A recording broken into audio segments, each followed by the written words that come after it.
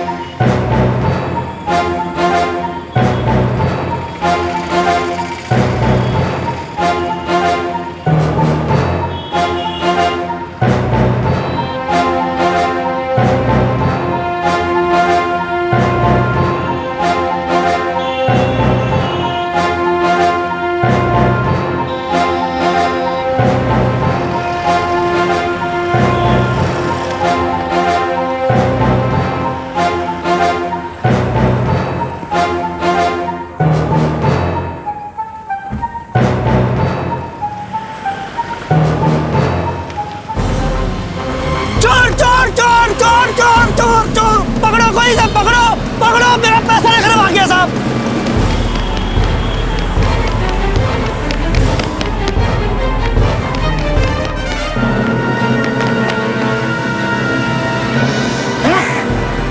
चलो भी।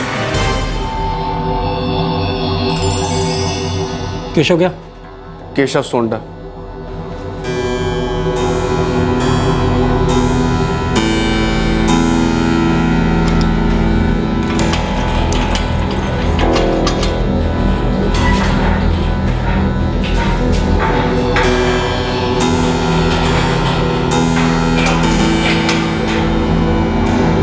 क्यों बे?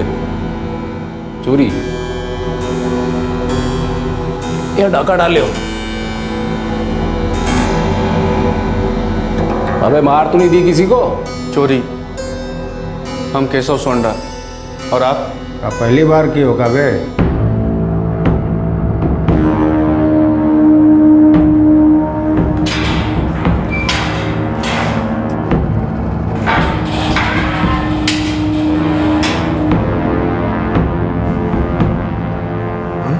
ये हमसे नहीं होगा। तू नीरज से बात कर। तेरे गांव बसवी के पास वाले गांव पराहा का ही रहने वाला है। नीरज कहाँ मिलेगा? यही मिलेगा और कहाँ मिलेगा, और कब मिलेगा ये कौन नहीं जानता। चांस लेना पड़ेगा।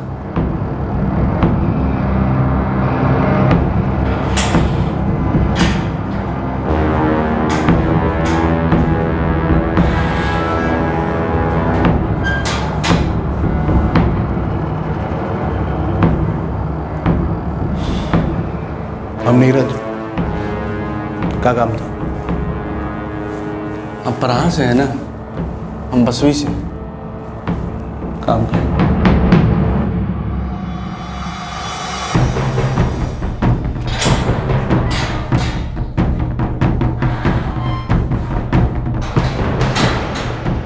हरिराम। हाँ। तो तू है का केशव सोंडा? हाँ। कांटेक्ट करा पुजारी का, तो ओकरा को जो चाहिए ओकरा के पास मिले। पुजारी कहाँ मिलेगा? नंबरवा दे देंगे ओका। कोशिश करते रहना, कबो न कबो लग जाए। ओकरा के हमरा नाम लेके बात करना, तो हर काम हो जाए।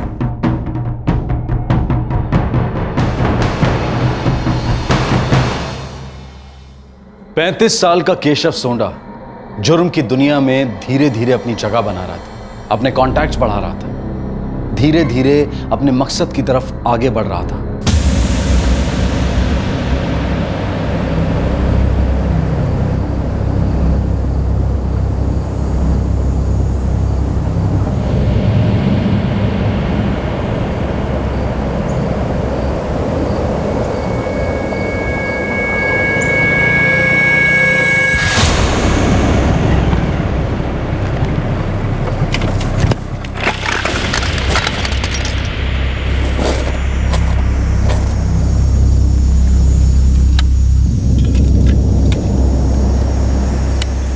इसमें से तो एक टाइम पर एक ही गोली चलेगा ना, फिर दोबारा लोड करना पड़ेगा। देसी है, यहीं बनता है। पुलिस भी पता नहीं लगा पाएगी कहाँ से लाए हैं।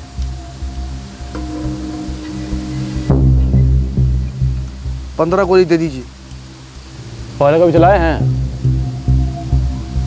तो फिर 30 गोली लीजिए, हाथ साफ ना करना पड़ेगा।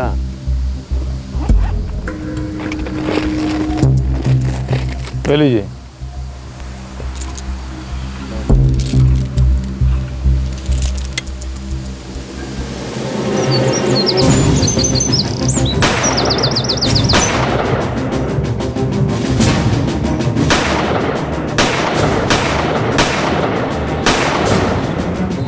हम केशव बोल रहे हैं, हम तैयार हैं। हाँ तो ठीक है, वो चक्रधर नाका के पास में मिलना, वही पास ही में जंगल है। वो हर रात 8 बजे के करीब में मंडी जाता है, हम उसको सीधा वहीं पे लेके आते हैं। ठीक है, हम तुम्हारा वहीं इंतजार करेंगे।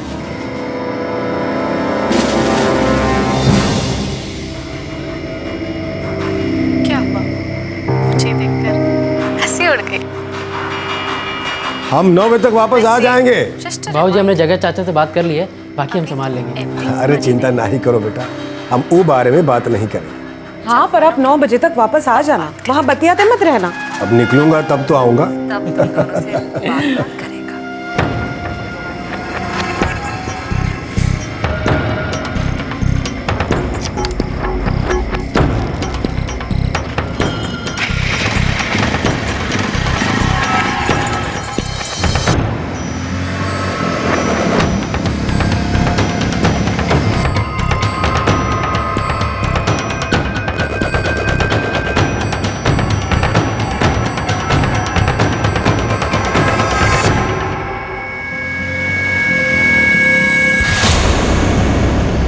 मनोहर भैया रुके ना।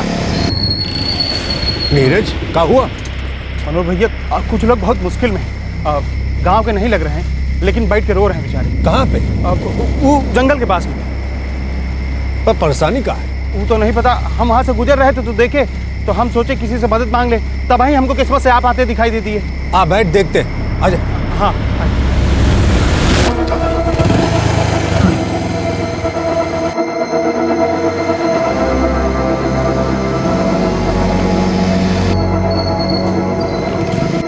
नीरज कहाँ है वो लोग? अब इधर ही पास ही में है, लेकिन ये मोटरसाइकिल नहीं जा पाएगा ना, तो पैदल चलना पड़ेगा।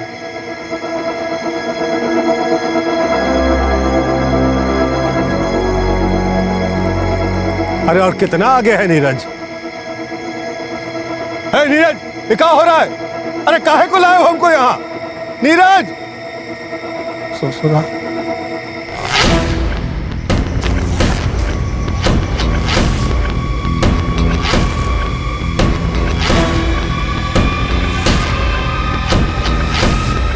53 साल के मनोहर लूमी की बड़ी बेरहमी से हत्या कर दी गई। वो कोई आम इंसान नहीं था, वो उस जिले के 14 गांव के मुखिया थे। उनका बड़ा नाम था, इज्जत थी, रुतबा था।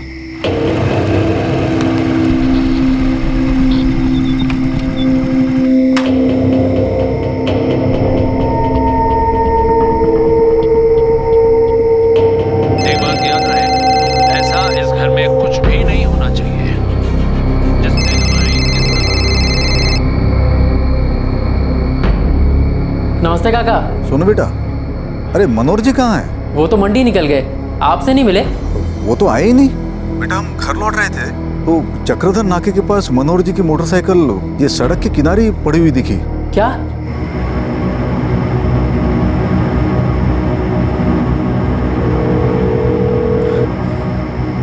बाबूजी का फोन बज रहा है पर उठा नहीं रहे वो। हमें तो बहुत डर लग रहा है। वो ऐसी जगह पे रुके ही क्यों थे? कहाँ जा रहे थे? ऐसा करते हैं, हम आसपास देखते हैं, कहीं उनको कुछ हो न गया हो। मनोहर जी, बाबूजी, मनोहर जी, बाबूजी, बाबूजी, मनोहर जी, मनोहर जी, बाबूजी, बाबूजी, मनोहर जी, बाबूजी, बाबूजी, बाबूजी, बाबूजी, मनोहर जी, मनोहर जी, बाबूजी, बाबूजी, मनोहर जी, मनोहर जी, बाबूजी, बाबूजी, आज सब क्या हो गया?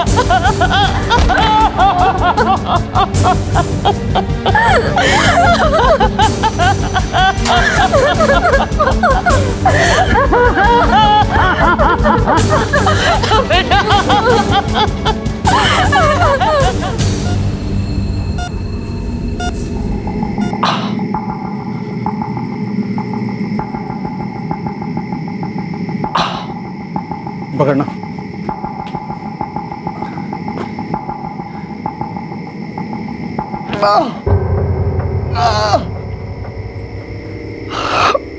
गोली निकाल दी है, लेकिन तुम दोनों को आज रात में ही यहाँ से भाग जाना पड़ेगा, और कुछ दिनों के लिए हम भी यहाँ से गायब हो रहे हैं। भैया आप चल तो सकोगे ना? नागेश, अब देर मत कर।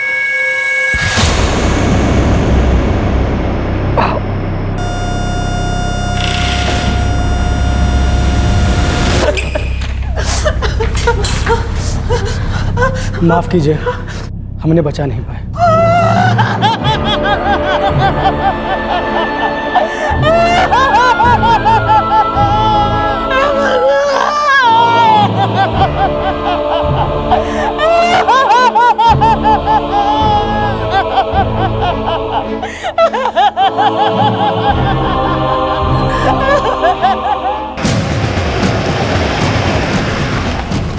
सर, मनोहर जी ने अस्पताल में दम तोड़ दिया।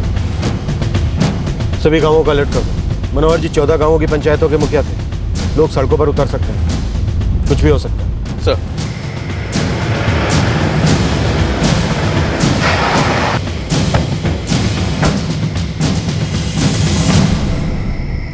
बहुत ही क्रिटिकल कंडीशन में उन्हें यहाँ लाया गया था, इसलिए हम उन्हें बचा नहीं पाए। पोस्टमार्टम रिपोर्ट कब तक मिल सकती है? अगर सुबह तक गांव वालों को बॉडी नहीं सौंपी गई तो वो लोग हंगामा खड़ा कर सकते हैं।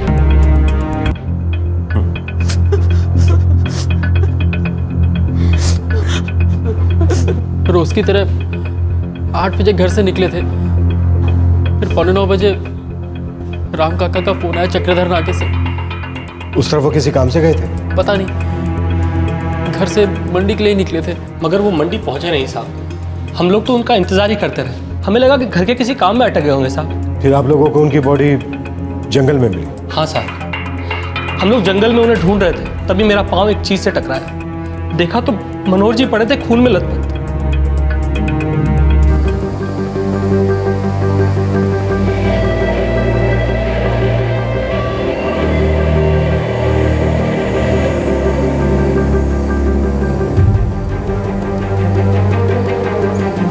अब ये यहाँ मिली थी मनोहर जी की लाश।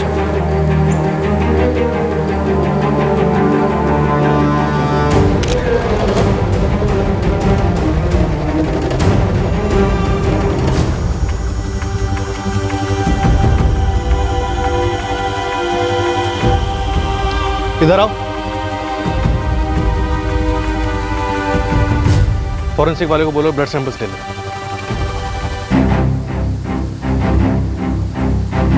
6 गोलियां, देसी कट्टा। मतलब हर बार रिलोड करके गोली चलानी पड़ी होगी। ये हमला किसी ने अकेले किया हुआ ऐसा नहीं लगता सर। और उसमें से एक जख्मी हुआ है। सर, क्राइम स्पॉट से लिए गए दोनों ब्लड सैंपल्स की जांच की। उनमें एक तो मनोहर जी का है, लेकिन दूसरा ब्लड उनके ब्लड से मैच नहीं कर रहा है। ये उस हमलावर का हो सकता है जिसके शायद पैर में चोट लगी थी। ये जख्म कील का नहीं है। जो भी करना है जल्दी कीजिए। ये तो किसी गोली का निशान है। हमको बहुत दर्द हो रहा है डॉक्टर साहब, जल्दी से मलहम पट्टी कर दीजिए। माफ कीजिए, ये पुलिस केस है। नहीं भाई नहीं, यहाँ इसका इलाज नहीं होगा। ये पुलिस केस है, इसके लिए तुम्हें सिविल हॉस्पिटल जाना पड़ेगा।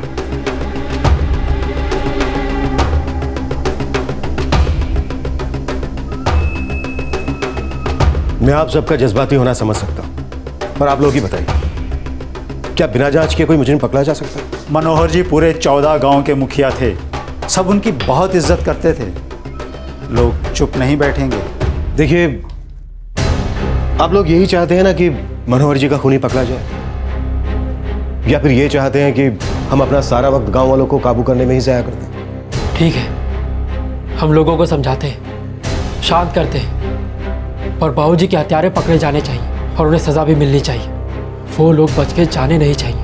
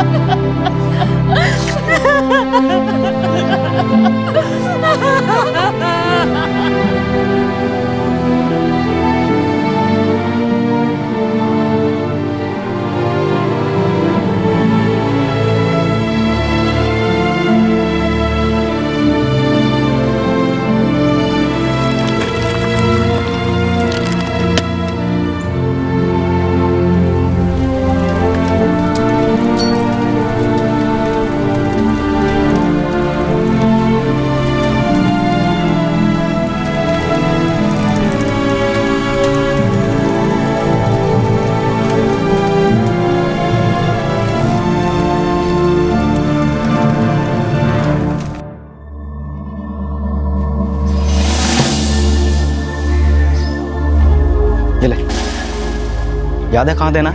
हाँ, मुपना गाँव। जाओ।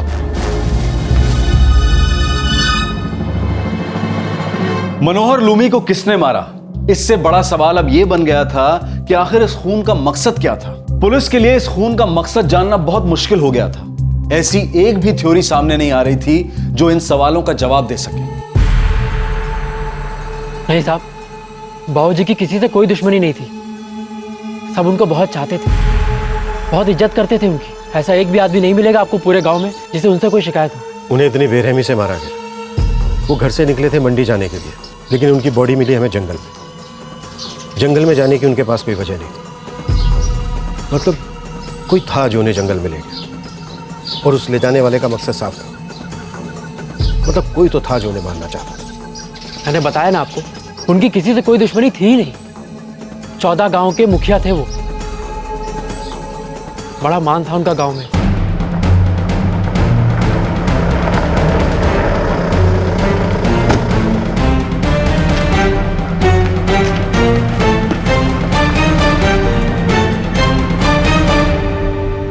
चौदह गांव की 14 पंचायतें हैं और हर एक का अपना अपना प्रधान है, पर उन सब प्रधानों के मुखिया थे हमारे मनोहर जी।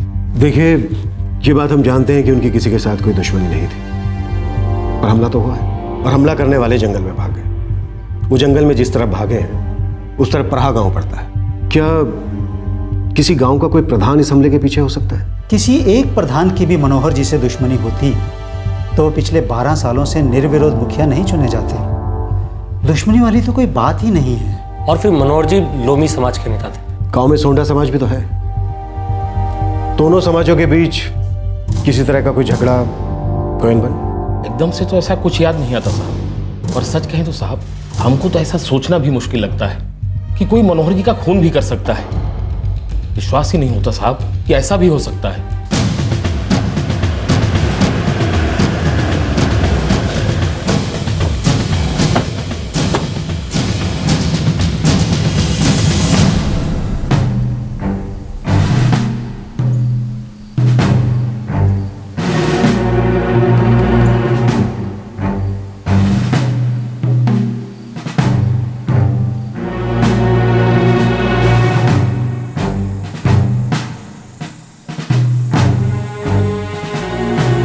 सर, ये रास्ता मंडी की तरफ जाता है। मनोहर जी शायद इसी रास्ते से जा रहे होंगे। किसी ने उनको बीच रास्ते में रोका और जंगल में ले गया। सर, क्या ऐसा हो सकता है कोई ना जबरदस्ती वहां ले गया हो? पोस्टमार्टम में हाथापाई के तो कोई निशान नहीं। हाँ, ये हो सकता है कि कोई किसी बहाने से उन्हें जंगल में ले गया, जहाँ हमलावर पहले से मौजूद थे, और उनके वहां पहुंचते ही हमलावर ने उन पर गोलियां चला दी। हाँ सर, ऐसा हो सकता है। अगर कोई किसी बहाने से उन्हें जंगल में ले गया है तो उसका मतलब यह है कि कोई जान पहचान वाला ही है, शायद इसी गांव का। दुश्मनी का एंगल है, ये तो पक्का है। और दुश्मनी भी इतनी पुरानी है जिसका किसी को अंदाजा नहीं।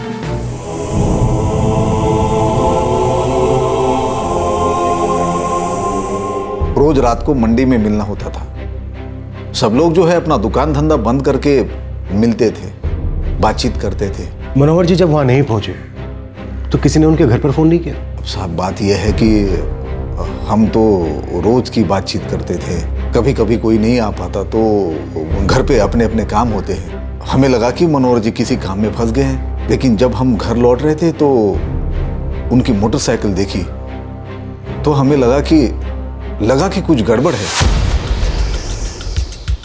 अगर दुश्मनी जैसी कोई बात होती तो वो घर पे जरूर बताते, लेकिन ऐसी कोई बात ही नहीं थी। कोई धमकी वगैरह या किसी से कोई खतरा? साहब, और कितनी बार बताएं, ऐसा कुछ था ही नहीं।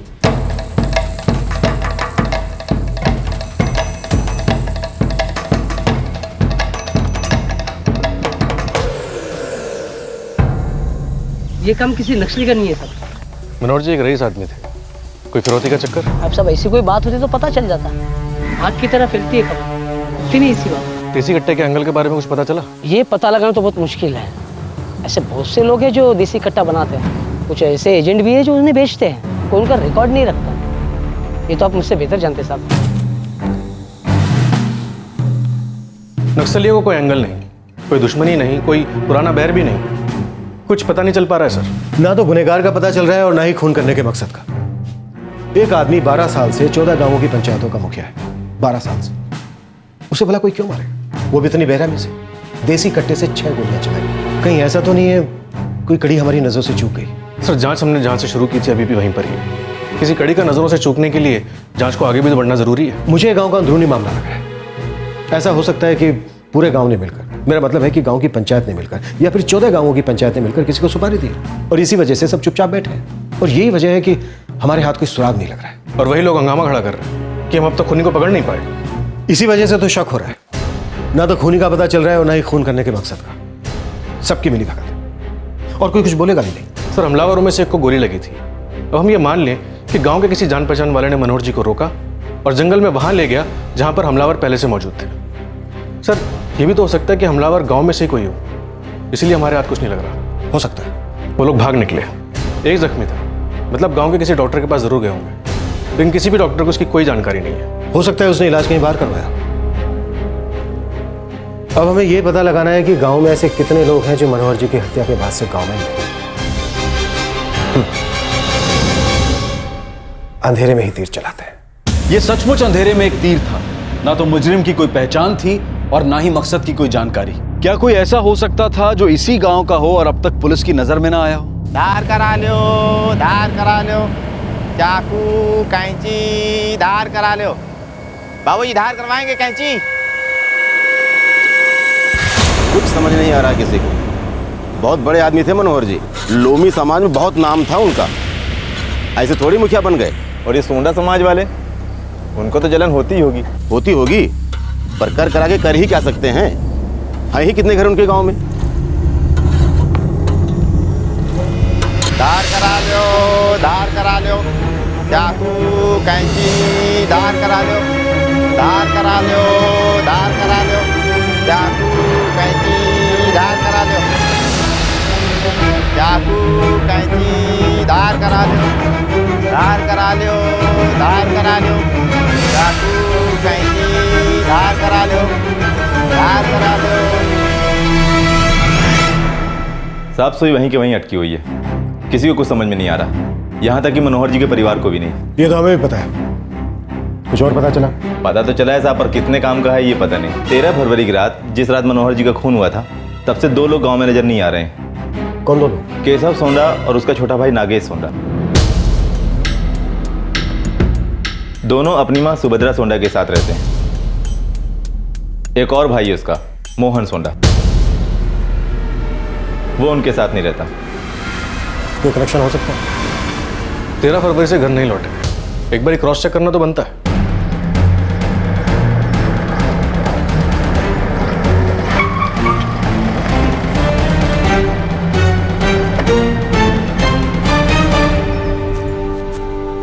सुभद्रा जी। जी। आपके दोनों बेटे केशव और नागेश कहाँ हैं? वो दोनों तो शहर गए हैं साहब। काफी दिनों से गए हुए हैं ना?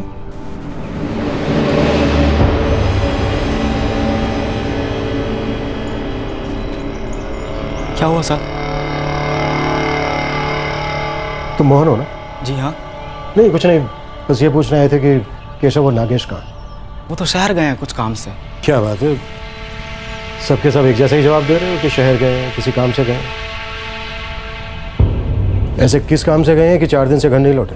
साहब हम किसान हैं, खेतों के लिए खाद बीज कुछ ना कुछ लगता ही है। शायद खेतों के लिए कुछ सामान लाने गए होंगे। ए अम्मा, जाने से पहले कुछ बोल के गए थे? नहीं तो खेत के लिए सामान लेने जा रहा हूँ, बस इतना ही कह के गया। ऐसा क्या लाने गए थे कि अभी तक घर नहीं आए? अब साहब बरसों पहले हम खेतों का बंटवारा कर दिए कि सब अपना खेत संभालता है और हम अपना। अब हो सकता है कुछ ऐसा काम हो जिसका मुझे पता ना हो। और अम्मा को तो आप देख ही रहे हैं, बुढ़िया आ गई हैं।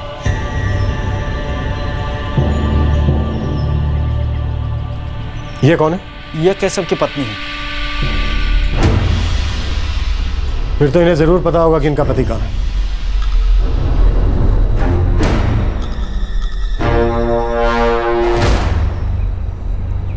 केशव और नागेश के पास मोबाइल तो होंगे।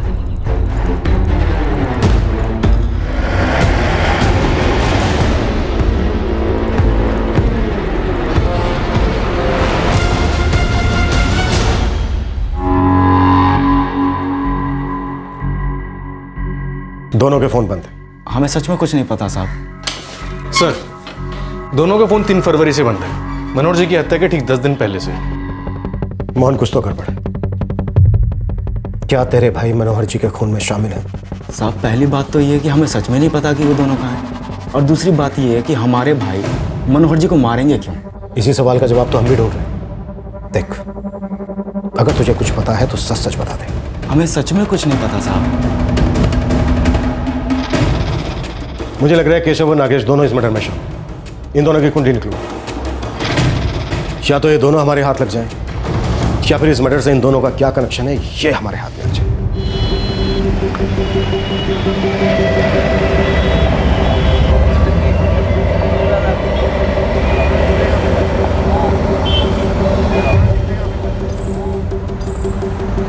नहीं मालूम साहब, वो केशव मिला था जेल में, अपने गांव बसवी में कोई बहुत बड़ा कांड करवाना चाह रहा था। क्या कराना चाह रहा था वो नहीं मालूम साहब, पर परहा गांव का एक आदमी है नीरज, वो जानता है।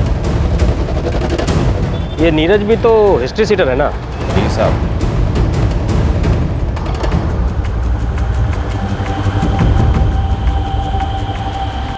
सर, केशव एक हिस्ट्री शीटर है, उसके ऊपर चोरी और डकैती के कई मामले भी दर्ज है। अजीब बात यह है कि उसने जुर्म की दुनिया में 1.5 साल पहले ही कदम रखा है। उसने पराहा गांव के एक हिस्ट्री शीटर नीरज से कुछ काम करवाया है। नीरज की सारी डिटेल्स मिल गई हैं सर।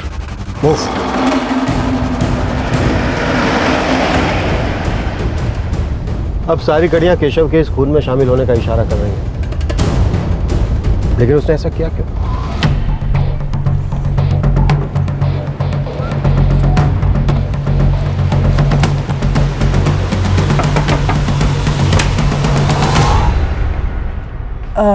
जी? नीरज? वो नहीं है। आप कौन? हम उनकी पत्नी हैं। कहाँ गया? पता नहीं। पता नहीं मतलब? पति है तुम्हारा? साहब, वो हफ्तों बाहर रहते हैं, कभी बता के नहीं जाते हैं। उसका मोबाइल नंबर?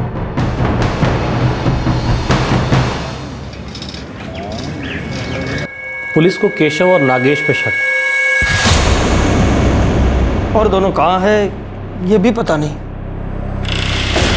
मुझे यकीन ही नहीं होता कि वे दोनों शामिल हैं।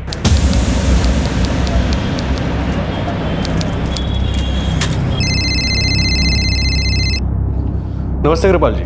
विष्णु जी, आप मनोहर लोगी और केशव सोंडा के बीच कड़ी ढूंढ रहे थे ना? जी। ऐसी एक कड़ी है।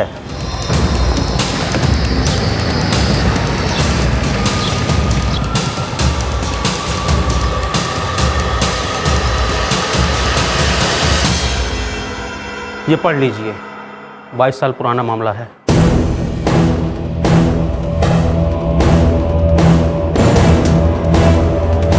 सर, 22 साल पुराना कनेक्शन, 22 साल।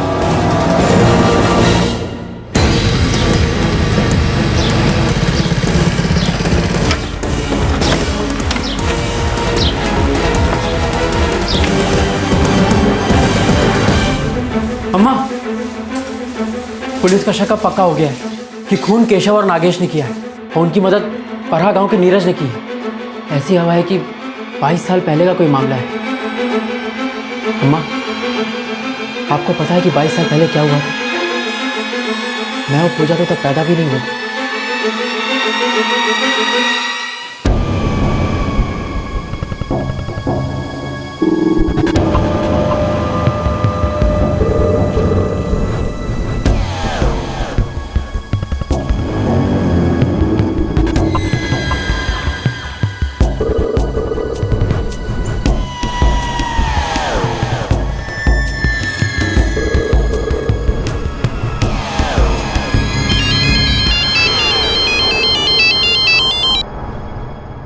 महाराज बोल। केशव, मोहन और नागेश, इनकी एक मौसी है, नाम है लीला रानी, यही मोपना गांव में रहती है। ये ले, याद है कहाँ देना? हाँ, मोपना गाँव। केशव की अम्मा सुभद्रा की सगी बहन है लीला रानी, विधवा है वो। दोनों वहाँ छुपे? ये तो पता नहीं साहब। ठीक है।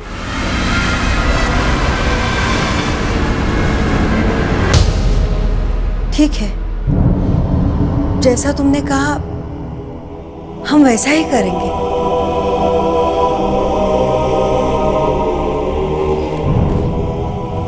अम्मा, पुलिस को केशव और नागेश पे पूरा शक है। कितना समझा केशव को, भूल जा, बीती बातों पे मिट्टी डाल। पर नहीं माना, नहीं समझा। क्या मिल गया उसको ये सब करके? बीज तो उसने बोया है अम्मा, अब भुगतेगा भी वही। पहले मोपना गांव में केशव और नागेश की मौसी लीना के घर पर देखते हैं, हो सकता है वो दोनों वहीं हो।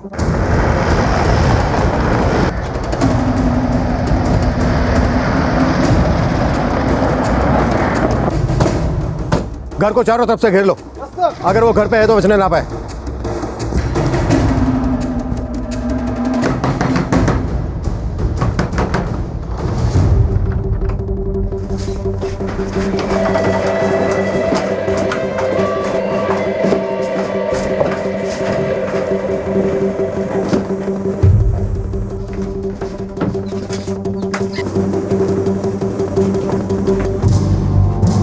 वो यहाँ नहीं है। आप झूठ बोल रही हैं। हम झूठ क्यों बोलेंगे?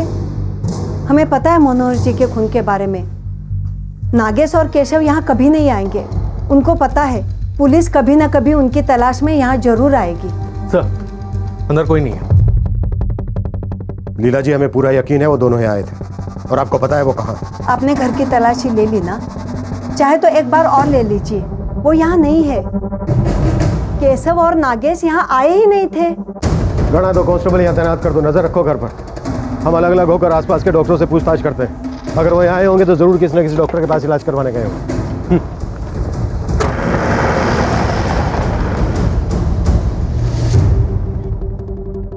जी हाँ, एक आदमी आया था, नाम तो नहीं पता, पर एक 30 साल का था और उसके दाहिने पैर में गोली लगी थी। जी हाँ, आया था। उसे देखते ही मैं समझ गया था ये पुलिस केस है। उसके पाँव में गोली लगी थी, इसलिए मैंने उसे सिविल हॉस्पिटल जाने के लिए कहा।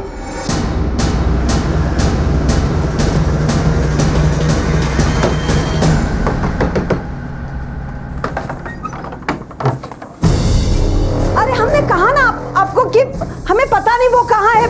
भगवान कसम हमें नहीं मालूम।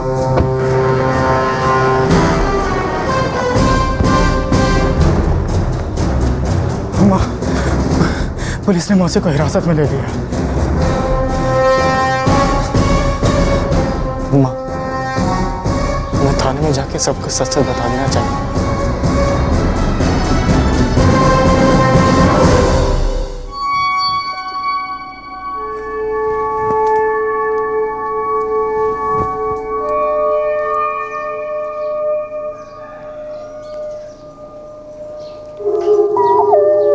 केशव, बस कर। क्यों इतना परेशान है बेटा? बेटा, हमारे सामने भी पूरी जिंदगी बाकी है। जिंदा रहने के लायक नहीं है वो अम्मा, उन्हें जीने का हक नहीं है। मैं उन लोगों को जिंदा नहीं छोड़ूंगा। बेटा, हम तुम्हें खोना नहीं चाहते।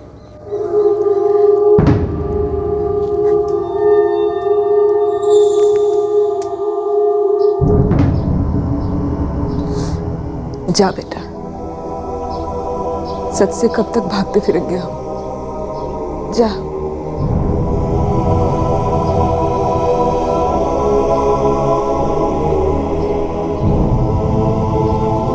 हम कितनी बार बोले, वो लोग हमारे यहाँ नहीं आए थे। आप झूठ बोल रही हैं। केशव और नागेश मोपना गांव में आए थे, उनमें से एक जख्मी था। अब सच सच बता दीजिए, वो दोनों कहाँ छुपे? मौसी वही कर रही है जो उसे करने के लिए कहा गया है। मतलब तुम्हारी माँ, तुम्हारी मौसी पहले से सब जानते थे कि मनोहर लोमी के कत्ल के पीछे केशव और नागेश? मौसी, अब सच बताना ही पड़ेगा। साहब, केशव उस हादसे को कभी भुला ही नहीं पाया। वो सिर्फ 13 बरस का था और हम 8 बरस के।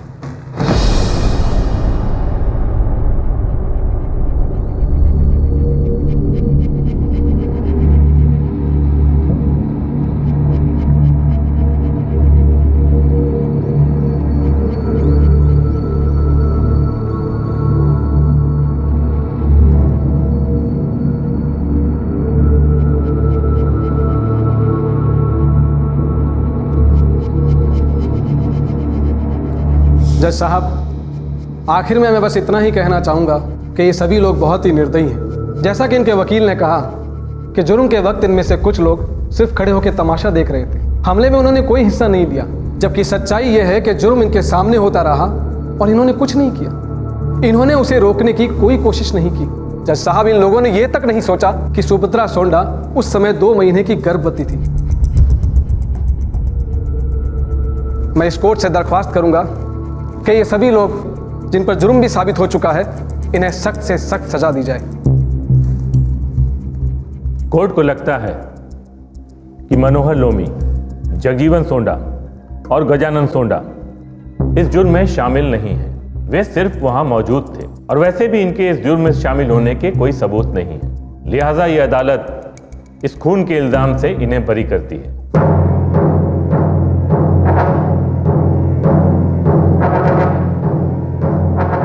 कोर्ट महेंद्र लोमी, नारायण लोमी, मंगल लोमी और शंभू लोमी को इस जुर्म में दोषी करार देती है और इन्हें आजीवन सश्रम कारावास की सजा देती है।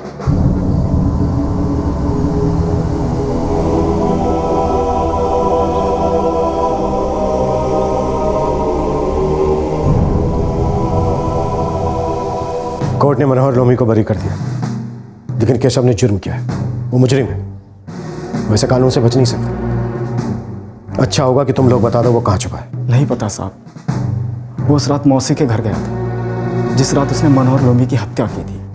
मतलब तुम लोग जानते थे कि उसने मनोहर लोमी की हत्या की?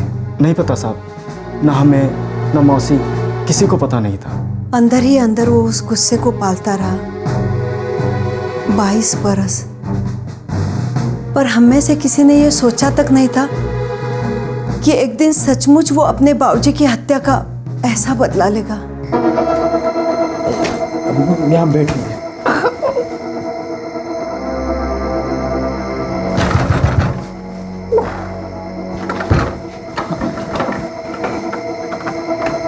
नागेश, क्या हुआ? ये तूने क्या किया केशव? क्यों? और नागेश को क्यों शामिल किया? बहुत दिन से गुस्सा दबा कर रखा था मौसी, हमने अपना हिसाब बराबर कर लिया। हमारी मदद कीजिए मौसी, बहुत दर्द हो रहा है।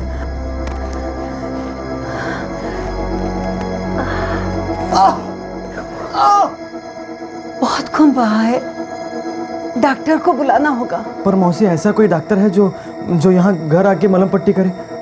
नहीं नागेश, नहीं, डॉक्टर को यहाँ बुलाना ठीक ना होगा। हम कल सुबह डॉक्टर से मिलाएंगे। अब तुम जाओ यहाँ से। नहीं भैया, हम आपको छोड़ के कहीं नहीं जा रहे, बता देते। नागेश जाओ, तुम्हारा यहाँ रहना ठीक नहीं है, यहाँ से कहीं दूर निकल जाओ। हमारी चिंता मत करो, हम खुद को संभाल लेंगे। नहीं भैया, हम आपको छोड़ के कहीं नहीं जा। सुनता है नहीं? रात के अंधेरे में कहीं निकल जाओ, अभी तक बात पहले नहीं होगी। नागेश चला गया, कहाँ पता नहीं। केशव एक दिन रुका, पर किसी डॉक्टर ने उसकी मदद नहीं की।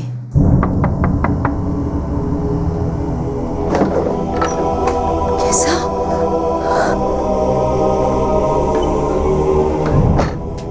क्या हुआ केशव? किसी डॉक्टर ने इलाज नहीं किया? नहीं मौसी, सबको लगता है कि पुलिस केस हो जाएगा।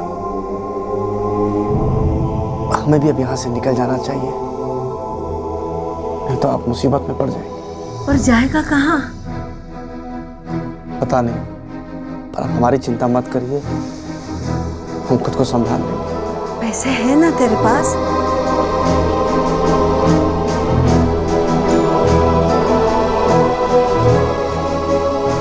फिर हमने रुपए भेजे। ये ले, याद है कहाँ देना? हाँ, मोपना गाँव। हाँ, जा।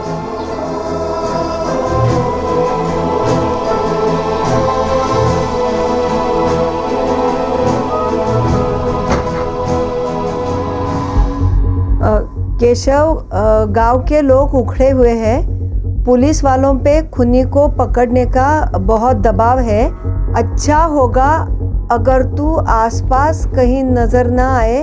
गांव वालों के हाथ पड़ा तो पता नहीं क्या करेंगे। अपना ख्याल रखना मोहन।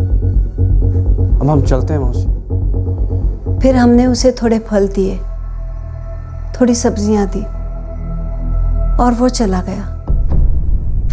कहाँ गया पता नहीं। तब से कोई खबर नहीं, कोई फोन नहीं।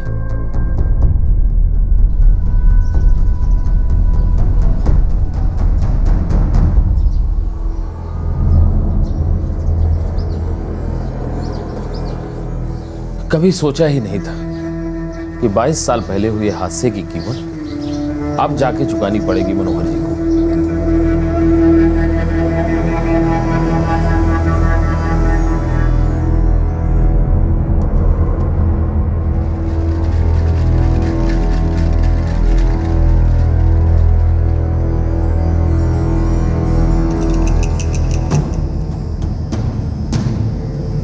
बाईस साल पहले बोया गया गुस्से का एक बीज केशव ने पूरी उम्र अपने सीने में संजो कर रखा। मनोहर लूमी को एक जुर्म से बाइज्जत बरी किया गया था। वो जुर्म कौन सा था और उसका कौन सा हिसाब अब तक बाकी था? नहीं लगा। देखते। देख कितना लंबा गया, लेकिन शर्ट पे लगा ना।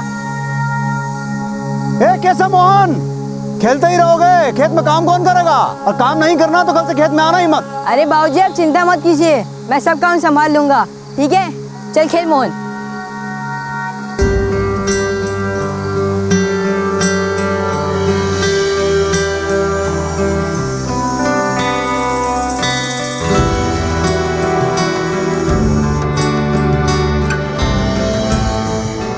कल शहर जाके डॉक्टर को दिखाना है। 1 महीना हो गया। जाएंगे ना, कल सुबह सुबह फैक्ट्री के माल छोड़ आऊँगा, फिर दिन में चलेंगे डॉक्टर के पास। बाबूजी मैं भी आपके साथ आऊँगा। बाबूजी मैं भी। मोहन तू चलना मेरे साथ। ये सब बेटा तू यहाँ रुक के खेत का काम संभाल। तू बड़ा है ना, जब मैं गांव में नहीं रहूँगा तो घर और खेत तेरे ही भरोसे है। ठीक है ना? ठीक है बाबूजी।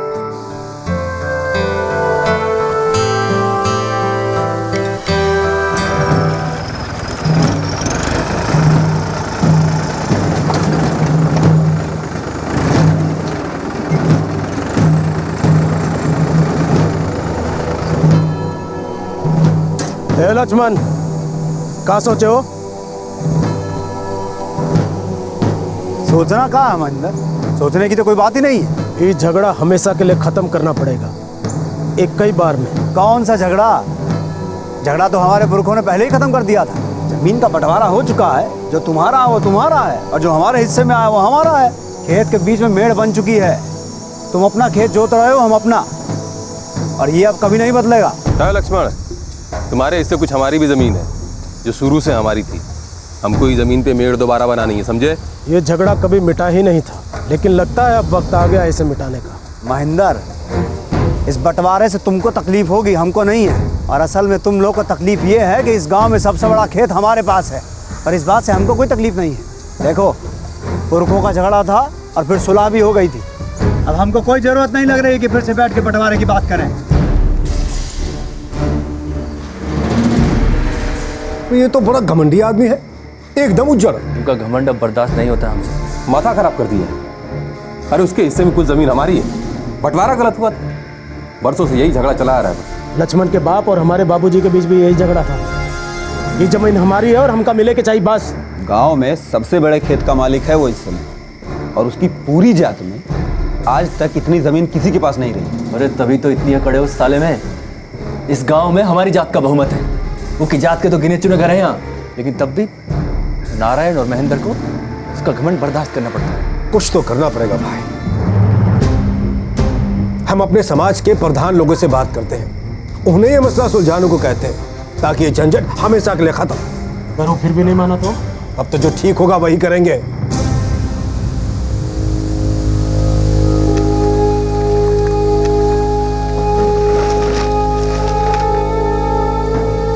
अरे बेटा, इस जमीन पर उनका कोई हक नहीं है और हम उनकी धमकी से डरने वाले नहीं हैं। बाबूजी, जो जमीन हमारी है वो उनकी क्यों कहते हैं?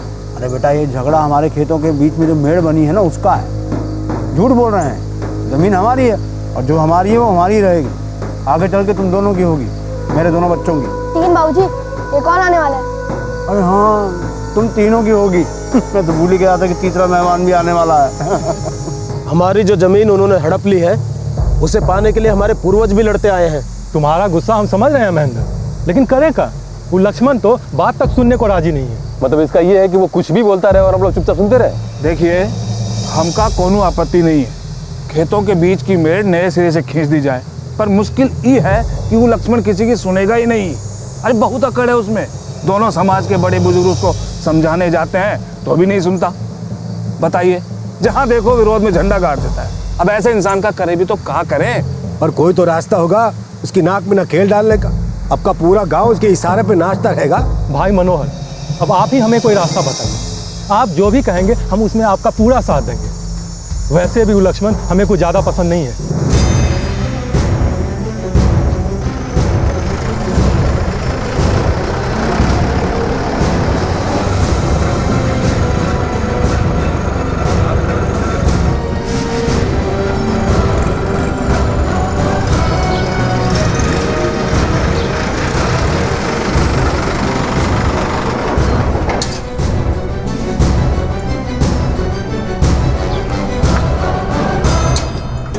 पगला गए हो क्या तुम लोग जो ये सुझाव लेकर यहाँ आए हो? लक्ष्मण, हम बड़प्पन दिखा के अपना हाथ आगे बढ़ा रहे हैं और तुम अकड़ दिखा रहे हो। और हम तुम्हें कोई कम कीमत नहीं दे रहे। इतना रुपया कोई नहीं देगा जमीन का। रुपया ले लो और महेंद्र और नारायण को उनकी जमीन का हिस्सा लौटा दो। बात खत्म हमेशा के लिए। मनोहर, वो जमीन हमारे बाप दादाओं की है, उनसे विरासत में हमको मिली है और हमारे बाद हमारे बच्चों को मिलेगी।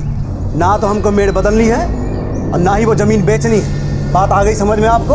है लक्ष्मण, बहुत गलत कर रहा है तो एक नतीजा तुझे भुगतना पड़ेगा। समझा रहे हैं? यही सुझाव हम आपको दे रहे हैं। जो है जैसा है वैसा ही रहेगा। हमें डरा धमका के अपने मन की कर लीजिएगा क्या?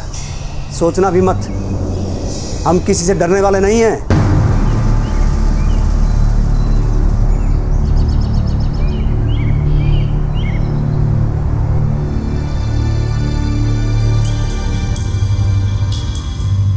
सुनिए ना, खत्म कर दीजिए ना इस झगड़े को। कौन सा झगड़ा? तुमको कुछ पता भी है? नहीं ना? मुंह बंद रखो अपना। अब तक मुंह बंद ही रखा था हमने, पर अब चिंता होती है हमें। 2 बच्चों के बाप हैं आप, एक और आने वाला है। हम कहते हैं गांव वालों के साथ सुलह कर लीजिए, दुश्मन कम नहीं है आपके। वैसे भी हमारे समाज के लोग आपको कुछ खास पसंद नहीं करते, कोई साथ नहीं देगा हमारा। अरे किसी की भीख में थोड़ी जी रहे हैं, और उनके पसंद करने से या ना करने से क्या फर्क पड़ता है? समाज अपना हो या उनका, हम लोग जितना झुकेंगे वो और झुकाएंगे। और ऐसे किसी समाज के सामने झुक के कोई कैसे जी सकता है? उनको हमारी जमीन लेके ही मामला सुलझाना है। काहे? अरे पुरखों का झगड़ा था, फिर मामला सुलझ गया था। जमीन हमारी है, हमारे बाद हमारे बच्चों की होगी। अपनी जमीन का एक टुकड़ा नहीं देंगे हम। केशव, मोहन, चलो जल्दी, बहुत काम है खेत में।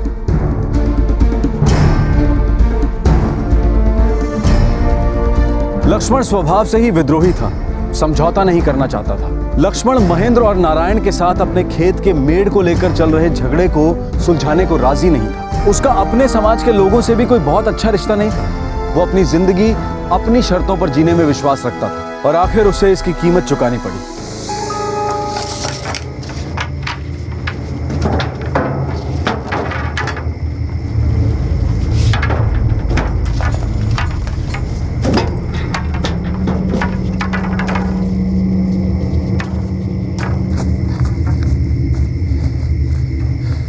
शंभू और मंगल भी आ रहे हैं। अरे हम भी आएंगे। गजानन और बाकी के लोग? वो भी आने को राजी हैं, हालांकि उनको लगता है कि एक बार हमको सोच लेना चाहिए। और तुम्हें क्या लगता है, हमें अभी भी सोचना चाहिए?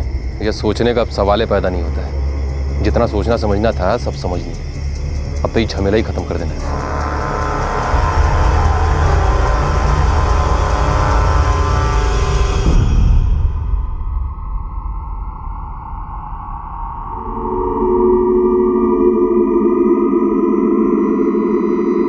केशव, मोहन उठे नहीं का अब तक? मोहन सो रहा है, केशव नहा रहा है। अरे तो उसको भी उठाओ, तैयार करो, दोनों को भेजो खेत पर। जी हाँ, रोटी उन्हीं के हाथों भिजवा दूंगी। हाँ।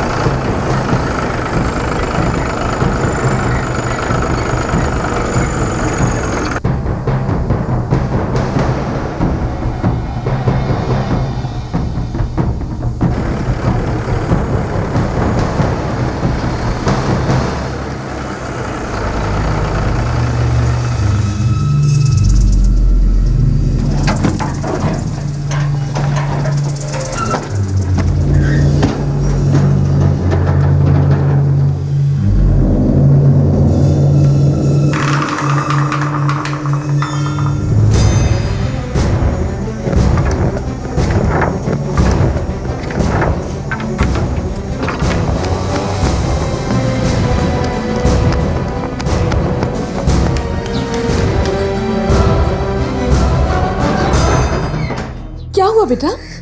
क्या हुआ, क्या बता तो। चाची बोलो। चाची वो लोग लक्ष्मण चाचा पर हमला करने के लिए आ गए और वो लोग लाठियां भी लेके आ गए।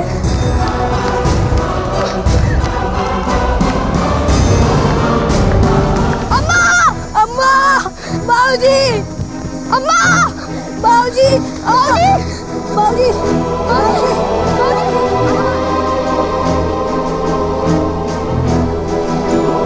अब खींच लो मेड़ अपने हिसाब से, कौन रोकने वाला नहीं। हम जानते हैं भूलना इतना आसान नहीं है, मगर बेटा हम कर भी क्या सकते हैं।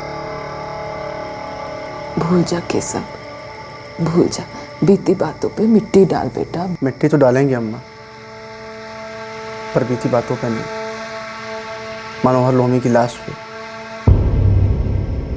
जब तक वो जिंदा है हम चैन से नहीं रह सकते। भैया हम आपके साथ हैं। चुप कर, तू तो तब पैदा भी नहीं हुआ था, तुझे क्या पता क्या हुआ? हाँ? पैदा नहीं हुआ तो क्या हुआ अम्मा? वो हमारे भी तो बाबूजी थे। उन लोगों की वजह से मैंने अपने बाबूजी का चेहरा तक नहीं देखा। बेटा हमें भी गुस्सा आता है, बहुत गुस्सा आता है, और बेटा गुस्से से जिंदगी नहीं चलती। 21 साल से चैन की नींद नहीं सोया अम्मा, 21 साल। तू सो सकी चैन से?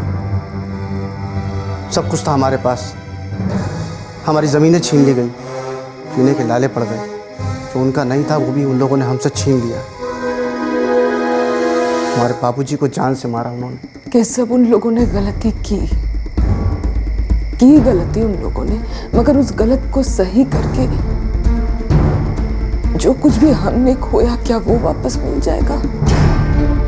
क्या मिलेगा तुझे गुस्सा करके? माँ हमारी आंखों के सामने से, दिमाग से, दिल से वो मंजर नहीं निकलता है। कितनी बेरहमी से उन लोगों ने हमारे आंखों के सामने हमारे बाबूजी को मारा था। तुझे भी मार दिया होता अगर उन्हें नहीं लगा होता कि तू मर चुकी है, वरना ना तू जिंदा होती ना नागेश।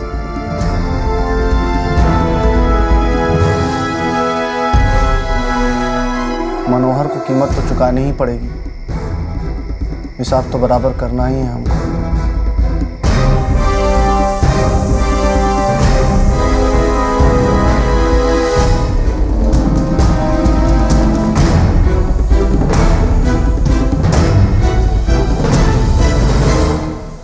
केशव के अंदर गुस्सा उबल रहा था जो उसने मनोहर को मारकर शांत कर लिया था। मनोहर अब मर चुका था, लेकिन केशव अब भी सहन कर रहा था। वो दर्द से गुजर रहा था, पुलिस से, कानून से भाग रहा था, लेकिन वो कब तक भाग सकता था?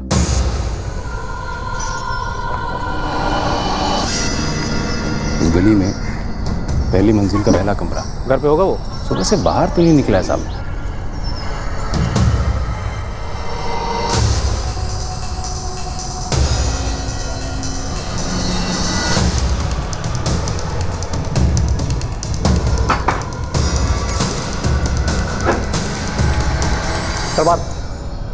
बारा, बारा।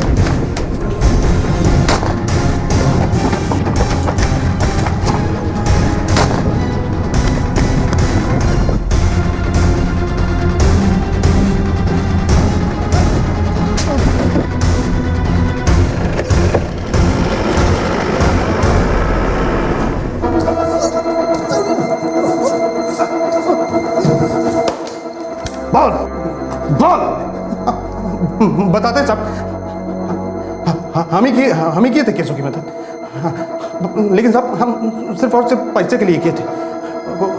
मनोहर भैया को हम ही रोके थे और हम ही लेके गए थे, लेकिन हमको ये नहीं पता था कि वो लोग उनका जान ले लेंगे। बस हम सब इतने किए थे। देख नीरज, आखिरी मौका दे रहा हूं, ट्रिगर दबने से पहले सब कुछ सच सच बोलते। बताते हैं सब वो जंगलवा में होगा। सब हमसे कह रहा था पहले अपनी मौसी के घर में जाएगा और इसके बाद में जंगलवा में अकेले छुप जाएगा। और नागेश? नागेश के बारे में हमको कुछ नहीं पता साहब। साहब वो केशव आज तक हमको कुछ नहीं बताया साहब।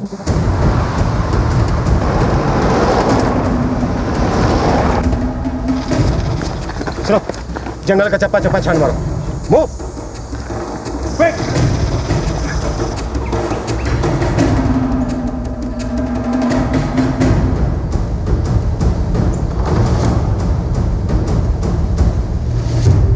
सभी गांव वालों को यह सूचित किया जाता है कि बस्ती गांव का केशव सोंडा एक मुजरिम है। पुलिस को उसकी तलाश है। उसके दाहिने पांव में चोट लगी है।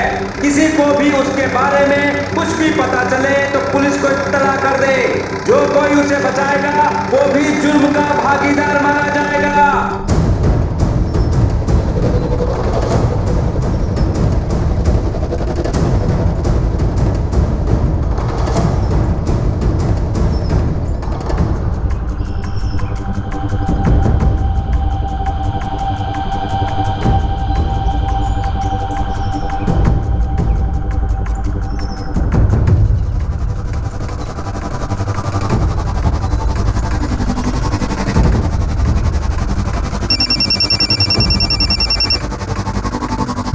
हेलो, हम गोविंदपुर से बोल रहे हैं साहब। साहब यहाँ गांव के बाहर एक मंदिर है साहब। साहब वहाँ एक आदमी छुपा हुआ है, जख्मी हालत में है साहब। साहब हमको लगता है केशव है जिसकी आपको तलाश है साहब।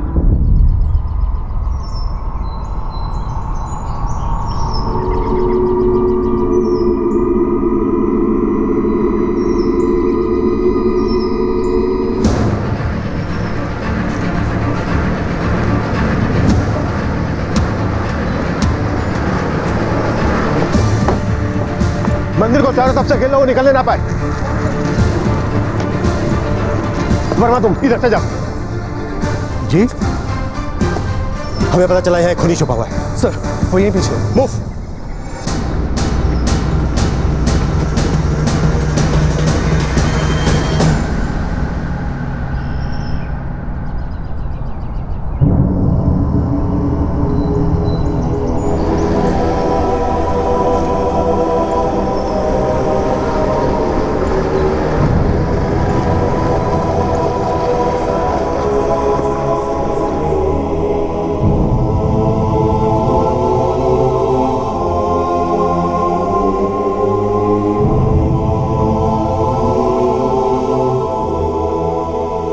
नागेश कहाँ है? पता नहीं। बेहतर होगा तू सच बोलते, बच तो वो भी नहीं पाएगा। हमने उसको बहुत दूर भेज दिया था और हमको पता नहीं वो इस वक्त कहाँ है। हम ये कबूल करते हैं कि मनोहर लोमी को हमने मारा था और हमें इस बात का कोई पछतावा नहीं।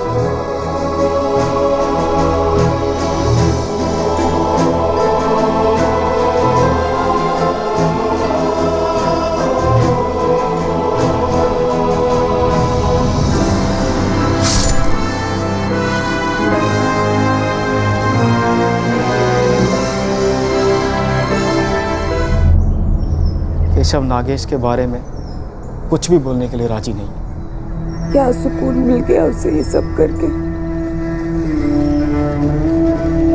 उन्होंने तुम्हारे बाबूजी को मारा, तब से इस घर का सुख चैन सब कुछ चला गया।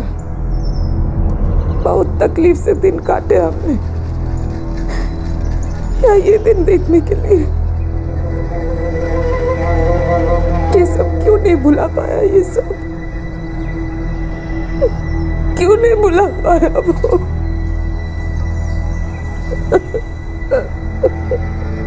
बाबूजी निहत्थे थे, उनको तो कुछ पता भी नहीं था। इन लोगों ने उन्हें धोखे से मारा है। सोनू बेटा,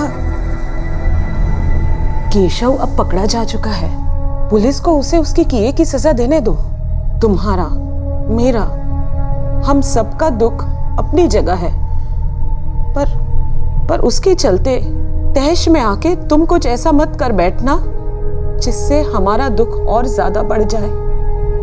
ऐसा करने से हमारी पीड़ा और बढ़ेगी।